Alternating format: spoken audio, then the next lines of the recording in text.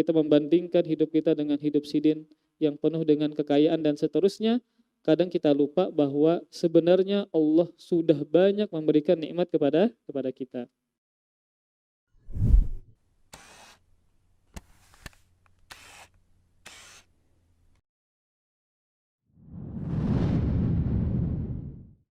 Alhamdulillah wassalatu wassalamu ala Rasulillah wa ala alihi wa sahbihi wa mawalah wa la haula wa la quwwata illa billah amma ba'du. Kita teruskan hadis yang kedua, Babul Adab wal Akhlaq, dari kitab Bulughul Maram, bab yang terakhir, yaitu tentang hadis dari sahabat Abu Hurairah radhiyallahu taala anhu yang diriwayatkan oleh Imam Muslim. Rasulullah sallallahu alaihi wasallam bersabda, "Unzuru ila man huwa asfala minkum wa la tanzuru ila man huwa fawqakum, fahuwa ajdaru alla tazdaru nikmatallahi alaikum." Sabda Rasulullah sallallahu alaihi wasallam, lihatlah kepada yang di bawah kalian, maksudnya dari perkara dunia. Lihatlah kepada yang di bawah kalian dan janganlah kalian melihat kepada yang di atas kalian. Ketika dia dalam urusan dunia, ya, melihat kepada orang yang di bawah dia, kemudian tidak membandingkan nasibnya, ya, atau dunianya kepada orang yang lebih di atas darinya, maka kata Rasul, dengan demikian kalian tidak akan meremehkan nikmat yang telah Allah Subhanahu wa taala berikan kepada kalian. Karena kalau kita suka membanding-bandingkan masalah dunia kita dengan orang yang lebih daripada kita, biasanya itu menyebabkan kita tidak bersyukur kepada Allah terhadap nikmat yang sudah Allah berikan kepada kita. Maka dalam hadis ini, ya, Rasulullah Shallallahu Alaihi Wasallam mengajarkan kepada kita dalam masalah dunia, hendaklah kita melihat ke bawah. Maksudnya melihat ke yang lebih yang lebih di bawah daripada kita.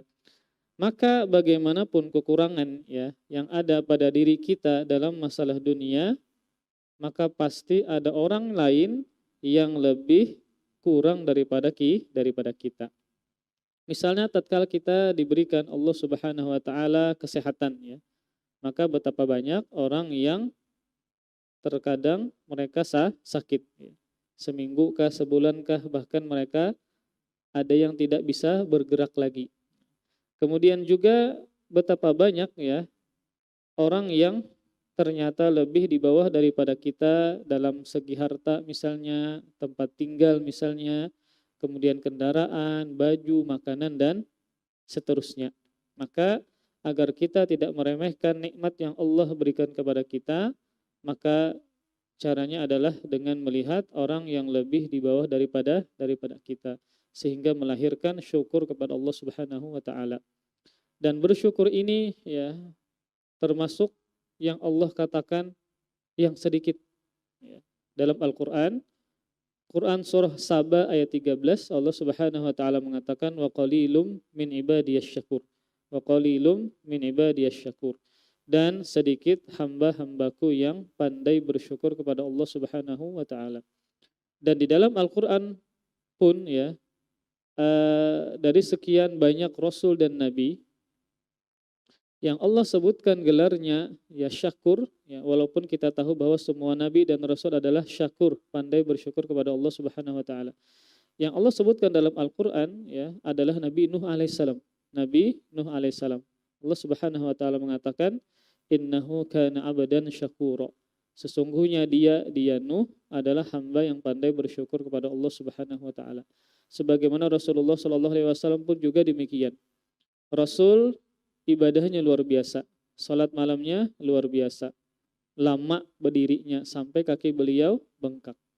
Kemudian Aisyah mengatakan, bukankah engkau sudah diampuni dosamu yang telah lalu dan akan datang? Kemudian untuk apa Rasul beribadah luar biasa demikian? Rasul mengatakan, afala akunu abadan syakura.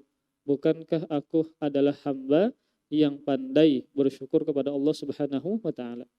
Jadi Nabi Muhammad sallallahu alaihi wasallam beribadah luar biasa seperti itu bukan hanya untuk ditinggikan derajat, diampuni dosa-dosanya, tetapi juga dalam rangka untuk bahwasanya beliau adalah hamba yang pandai bersyukur kepada Allah Subhanahu wa taala. Maka Allah banyak sekali memberikan nikmat kepada Nabi Muhammad ya. Bisa diantaranya adalah pintu surga, kunci surga beliau yang megang ya. Kemudian juga Allah Subhanahu wa taala memberikan Rasul Al-Kautsar, sungai Al-Kautsar. Makanya Allah perintahkan sebagai bentuk syukur, fasholli li rabbika wanhar. Maka salatlah dan menyembelihlah. Maka inilah para ikhwah sekalian, tips dari Rasulullah sallallahu alaihi wasallam agar kita jangan mengeluh, jangan sakit hati ketika kita misalnya sedikit mendapatkan harta dunia. Terkadang ketika kita melihat orang yang lebih daripada kita, pasti kita terkadang sekilas kita mengatakan orang tersebut lebih banyak nikmatnya daripada kita. Padahal kan belum tentu. Bisa jadi yang kita lihat lebih tinggi, lebih di atas daripada kita masalah dunia. Memang dia unggul dari sisi harta, tapi belum tentu unggul dari sisi kesehatan. Bisa jadi pian lebih sehat daripada sidin. Bisa jadi hidup pian lebih tenang daripada sidin. Maka ini para ikhwah sekalian, Rasul mengatakan bahwa ajdaru alla tazdaru nikmatallahi alaikum. Dengan demikian, kalian tidak meremehkan nikmat yang Allah telah berikan kepada kalian. Terkadang kalau kita suka menengok kepada orang yang lebih daripada kita membandingkan hidup kita dengan hidup sidin yang penuh dengan kekayaan dan seterusnya, kadang kita lupa bahwa sebenarnya Allah sudah banyak memberikan nikmat kepada kita. Kemudian para ikhwah sekalian, maka ambisi ya terhadap perkara dunia ini tidak ada puas-puasnya, tidak ada habis-habisnya dan tidak ada puas-puasnya. Dalam sebuah hadis ya, hasrat seseorang terhadap dunia tidak akan berhenti kecuali dia meninggal dunia, baru berhenti. Dalam sebuah hadis yang sahih yang dikeluarkan oleh Imam Muslim, Rasulullah sallallahu alaihi wasallam bersabda, "Lau kana li ibni Adam wadiyani min malin labtagha thalithan, wala yamla'u jawfa bani Adam illa turab." Kata Rasulullah sallallahu alaihi wasallam, seandainya seorang anak Adam atau manusia memiliki 2 lembah harta. Sudah banyak tuh 2 lembah harta.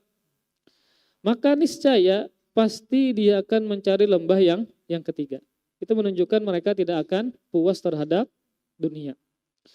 Seorang anak Adam tidak akan berhenti mengejar dunia, hasrat mereka, kecuali ketika tanah sudah menyumpal mulutnya. Maksudnya apa? Sudah meninggal dunia. Barulah berhenti hasrat mereka terhadap dunia. Maka pian lihat umur berapapun ya, sampai tua bagaimanapun terkadang masih berhasrat untuk mengumpulkan dunia. Yang dikhawatirkan bisa melalaikan dia terhadap Allah Subhanahu wa taala. Padahal ketika kita memasuki usia senja, maka dikurangi aktivitas terhadap dunia, fokus untuk beribadah kepada Allah Subhanahu wa taala. Kemudian para ikhwah sekalian,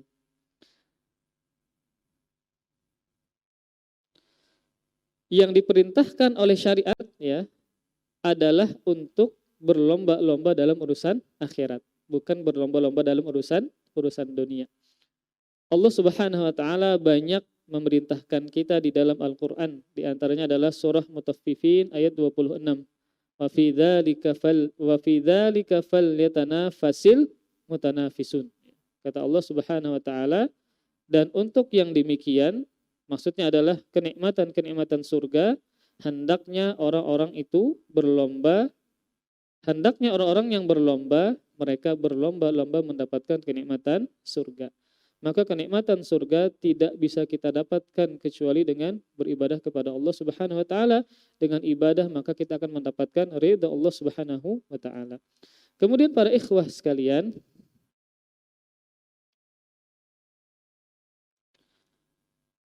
maka dalam hal ini ya kita disuruh untuk melihat perkara yang di bawah kita, maka ini adalah urusan dunia. Adapun kalau urusan agama, urusan akhirat, maka kita malah disuruh sebaliknya.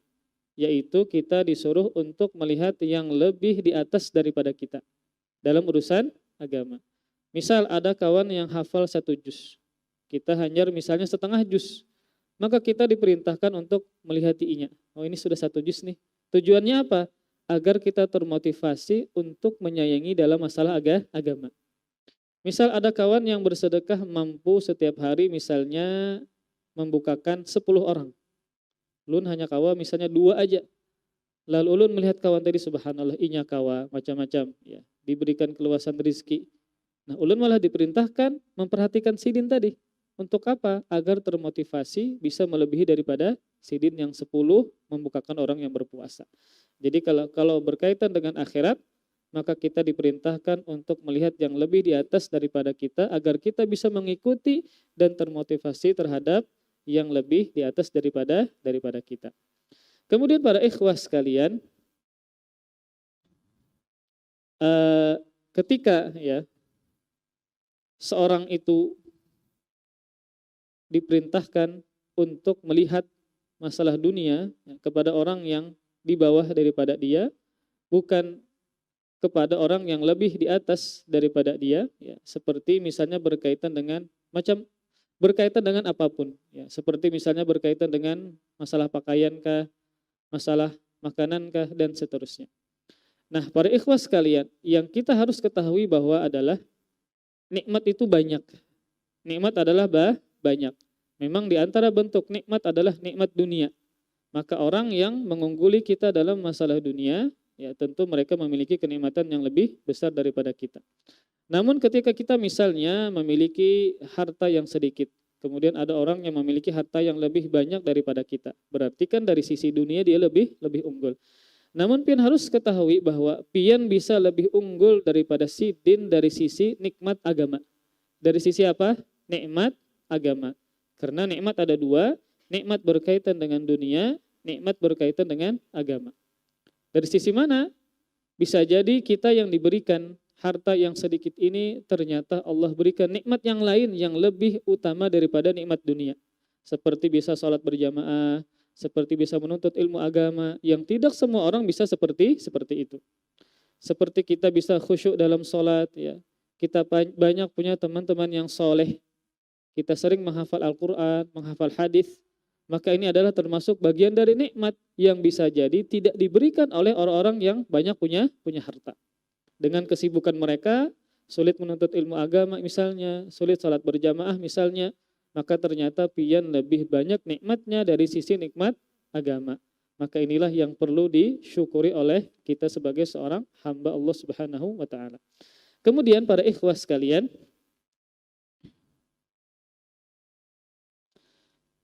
ada beberapa faidah dari hadis yang kita baca tadi.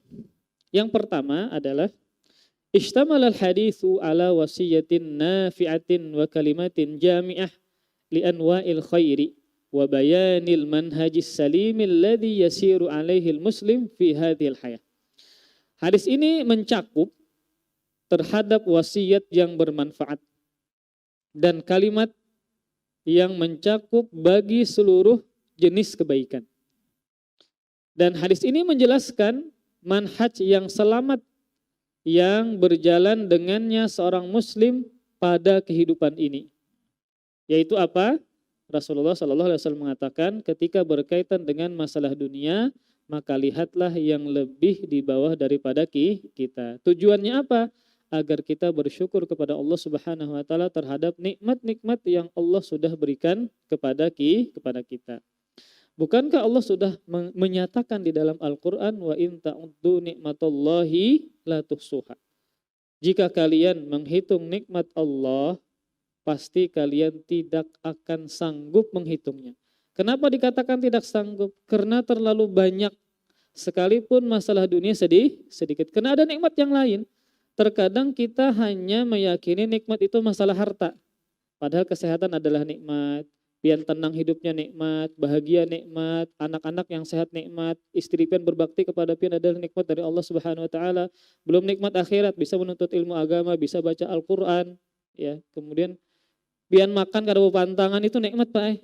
Sebagian orang kada kau makan nang berminyak.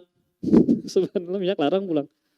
Jadi ada sebagian orang yang makannya kada pantangan. Dari nang kepiting, nang iwak, nang cumi, semuanya bisa dia makan.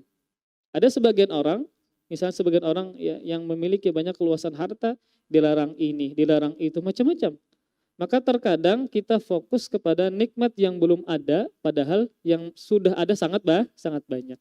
Maka inilah tips dari Nabi SAW agar jangan terlalu sakit hati dan mengeluh dalam kondisi dunia kita. Ternyata Allah masih banyak memberikan nikmat-nikmat yang lain. Kemudian faedah yang kedua,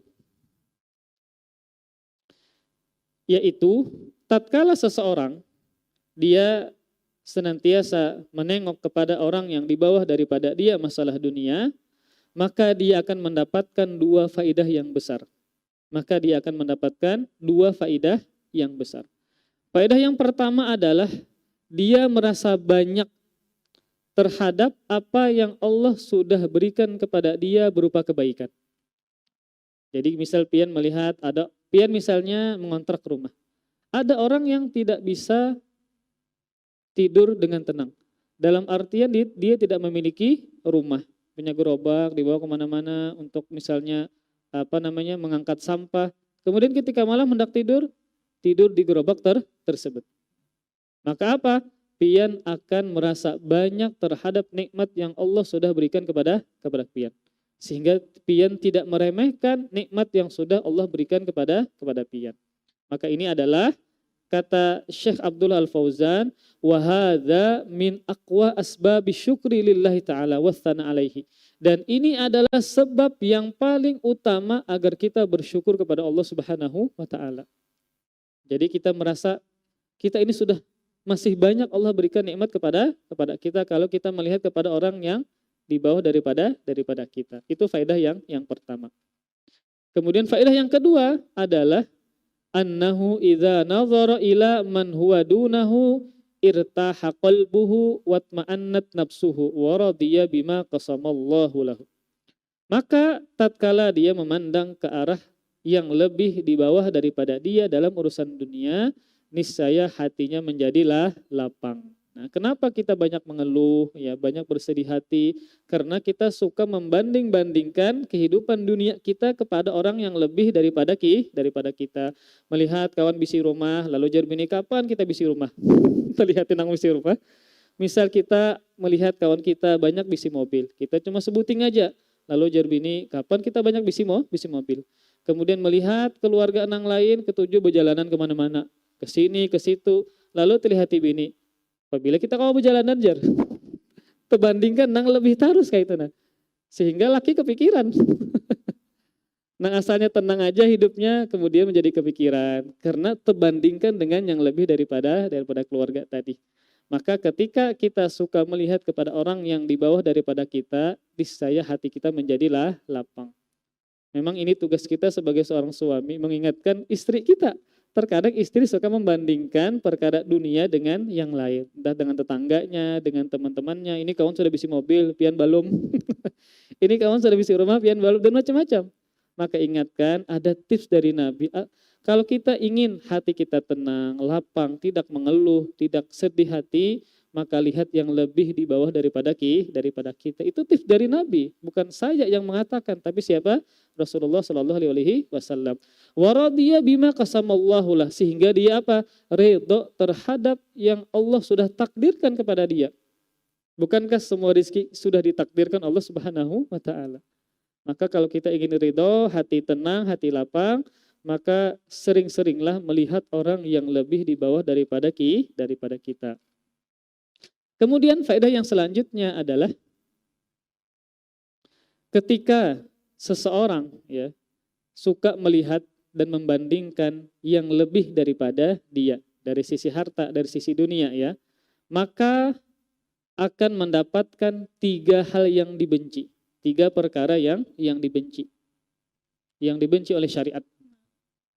Yang pertama, akhirnya kalau dia suka membanding-bandingkan kepada orang yang lebih daripada dia, annahu yastaqillu nikmatallahi alaihi wa yazdariha wa yahtakiruha wa hadza min akbaris sawarifi anisyukri.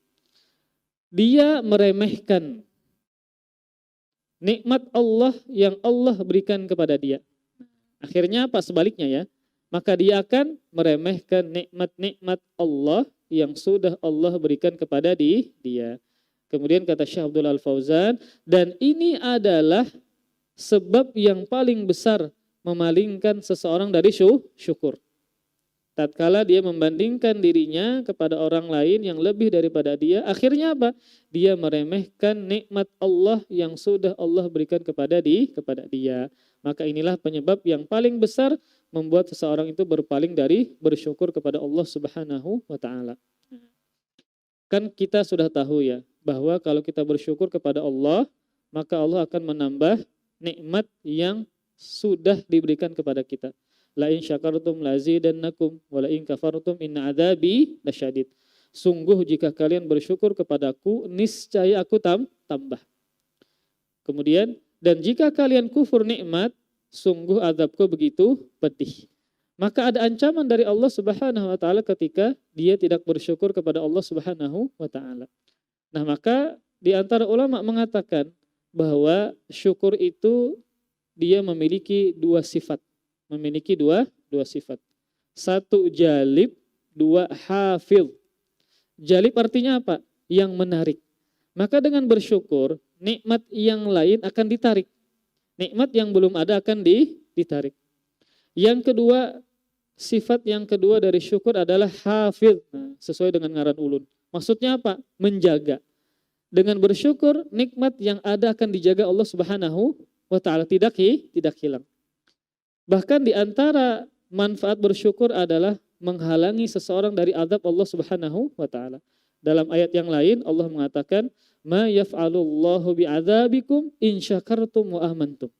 Kata Allah Subhanahu wa taala, tidaklah Allah mengadab kalian jika kalian bersyukur dan beriman kepada Allah Subhanahu wa taala. Maka pemahaman sebaliknya, kalau dia tidak bersyukur kepada Allah, maka bisa mendatangkan siksa dan azab Allah Subhanahu wa taala. Maka di antara penolak bala, nah ini penolak bala ya, adalah dengan bersyukur kepada Allah Subhanahu wa taala. Kemudian, tadi ulun sebutkan, ketika seseorang itu suka menengok ya kepada orang yang lebih daripada dia, maka akan mendapatkan tiga yang dibenci oleh syariat. Yang pertama adalah akhirnya dia meremehkan nikmat-nikmat yang Allah berikan kepada dia. Dan ini adalah hal yang paling besar memalingkan seseorang dari bersyukur. Kemudian yang kedua, yang dibenci yang kedua adalah annahu yat'ab nafsahu wa la yazalu ya'ishu mahmuman. Maka dia akan membuat dirinya capek, uyuh, dan senantiasa hidup dalam keadaan sedih. Akhirnya mengeluh terus ya. Akhirnya macam-macam ya, disebut macam-macam ya, sedih terus ya, dan seterusnya. Ini membuat hidup dia menjadi uyuh, menjadi capek.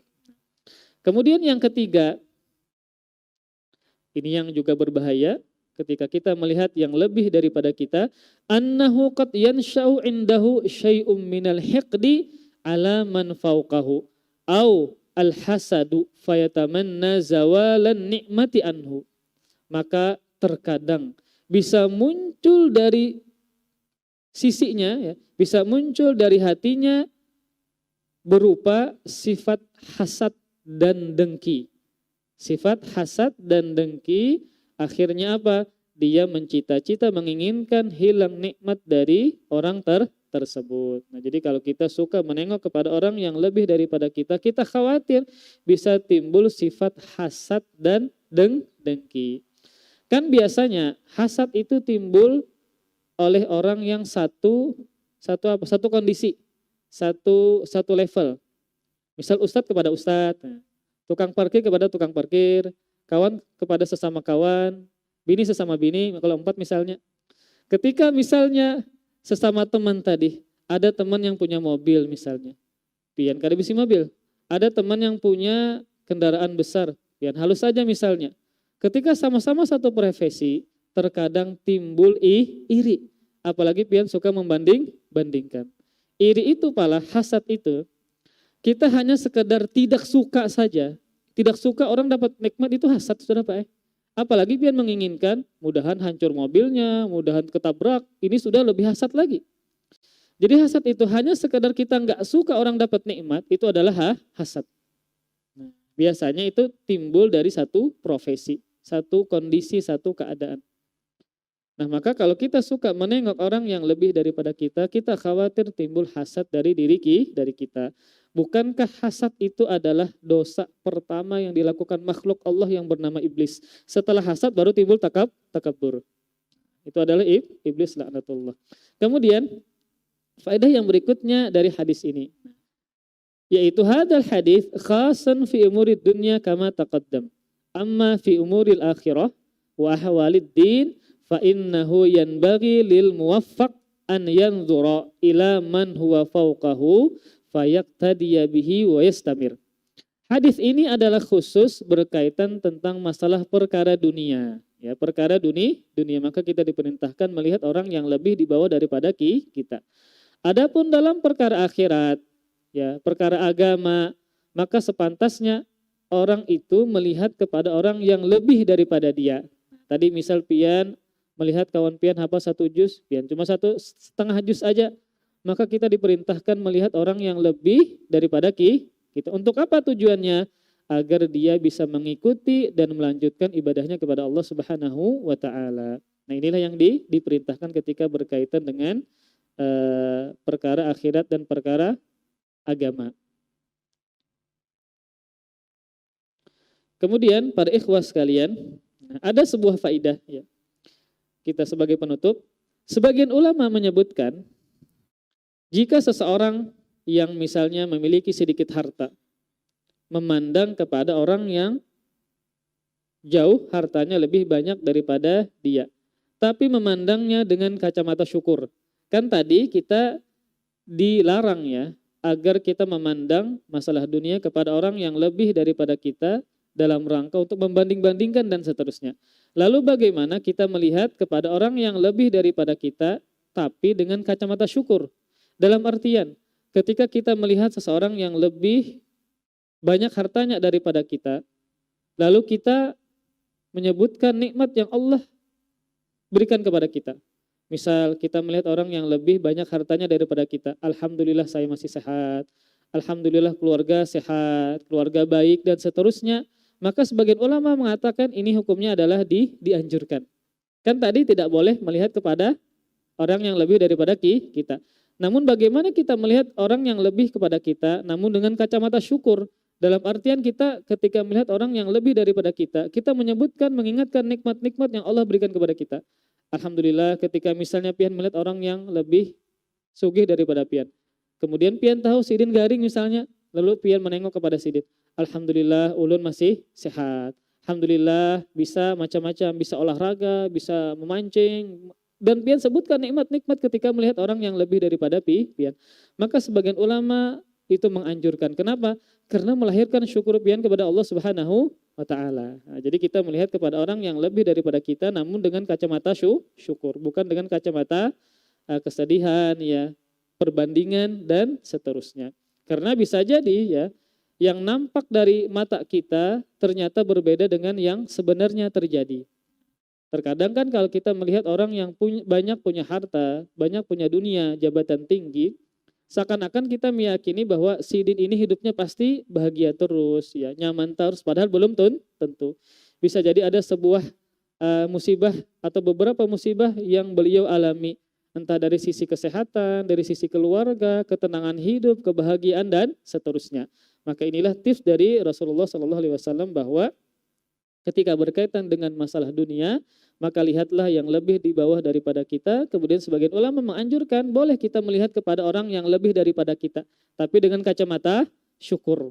Pian diberikan kesehatan, ya masih bisa makan dengan bermacam-macam, ya masih bisa memiliki waktu yang banyak dengan keluarga pian. Sebagian orang kan sulit untuk meluangkan waktunya dengan keluarga. Maka ini adalah termasuk yang dianjurkan oleh sebagian para ulama. Kemudian para ikhwah sekalian, nah di antara fungsi syukur kita kepada Allah Subhanahu wa taala dengan tips yang disebutkan oleh Nabi Shallallahu alaihi wasallam itu adalah kunci kebahagiaan. Kunci kebahagiaan. Syekh Muhammad At-Tamimi dalam kitabnya Qawaidul Arba menyebutkan 3 kunci kebahagiaan. Menyebutkan 3 kunci kebahagiaan. Beliau mengatakan idza u'tiya syakar wa idza betuliya sabar wa idza aznaba astaghfar. Beliau menyebutkan 3 kunci kalau kita ingin bahagia. Yang pertama adalah idza u'tiya syakar. Jika diberikan nikmat langsung bersyukur kepada Allah Subhanahu wa taala. Kalau kita bersyukur, nikmat akan ditambah, dihilangkan dari azab ya. Kemudian nikmat yang ada akan dijaga. Kemudian wa idza batuliya sabar. Kalau dia diberikan musibah, diberikan bala, dia langsung bersabar, bersabar. Hatinya tetap tenang, tetap bahagia walaupun kena musibah. Kemudian yang terakhir, apabila dia berdosa, langsung beristighfar kepada Allah Subhanahu wa taala. Maka di antara manfaat istighfar adalah turunnya keberkahan yang datangnya dari langit dan yang munculnya dari bumi. Sebagaimana firman Allah Subhanahu wa taala yang menghikayakan perkataan Nabi Nuh alaihissalam. Nabi Nuh menawarkan kepada kaumnya yang ketika itu kaumnya mendapatkan kekeringan, musim kemarau, sulit punya harta, kemudian sulit punya anak. Akhirnya apa kata Nabi Nuh alaihissalam? Faqul tustaghfiru rabbakum innahu kana ghaffara yursilis sama alaikum midrara wa yumditkum bi amwal wa banin wa yaj'al lakum jannat wa yaj'al lakum anhara. Kata Nabi Nuh alaihissalam menawarkan kepada kaumnya yang ketika itu kondisi mereka sangat memperhatinkan. Kemarau, ketika kemarau akhirnya sulit mencari rizki. Kebun tidak tumbuh, tanaman matian, kemudian hewan ternak juga matian. Maka kata Nabi Nuh alaihissalam, istaghfiru rabbakum. Beristighfarlah kalian kepada Rabb kalian. Niscaya Rabb kalian akan menurunkan hujan yang lebat kepada kalian. Bukan cuma itu, wa yumditkum bi amwal. Niscaya Allah akan memperbanyak harta-harta kalian. Kemudian wabanin, dan akan memperbanyak anak-anak kalian. Dan akan menjadikan kalian kebun-kebun dan sungai-sungai. Maka ini menunjukkan bahwasanya beristighfar dan bertobat kepada Allah Subhanahu wa taala adalah sebab keberkahan. Wallahu a'lam bissawab. Kita cukupkan sampai di sini. Masih ada 10 menit pada waktu isyraq. Pian bisa isi dengan baca Quran dan seterusnya. Ulun kada baca hadis yang ketiga. Jadi ulun tutup dengan hadis yang kedua saja. Wallahu a'lam bissawab. Semoga Allah Subhanahu wa taala merahmati kita dan semoga Allah Subhanahu wa taala senantiasa menjadikan kita orang yang pandai bersyukur kepada Allah Subhanahu wa taala. Amin ya rabbal alamin. Kita akhiri dengan kafaratul majlis. Subhanakallahumma bihamdik asyhadu an la ilaha illa anta astaghfiruka wa atubu ilaik. Wassalamualaikum warahmatullahi wabarakatuh. Terima kasih. Jazakumullah khairan wa barakallahu fikum. Video ini dibuat atas partisipasi dari donasi Anda. Semoga menjadi amal jariah bagi Anda semuanya.